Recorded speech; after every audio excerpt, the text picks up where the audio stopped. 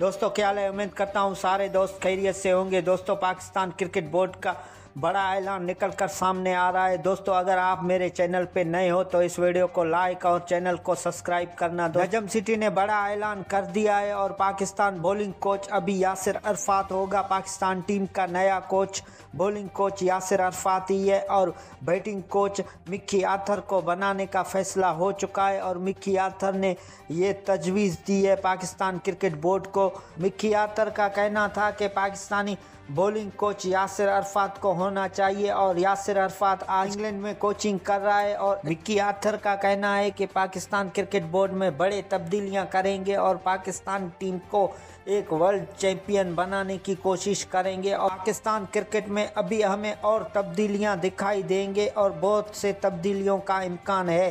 दोस्तों comment box में राय का इज़हार करना, यासिर अरफात पाकिस्तानी बॉलिंग कोच सही है या नहीं और पाकिस्तान क्रिकेट को कहां लेके जाएगा। कमेंट बॉक्स में राय का इज़हार करना।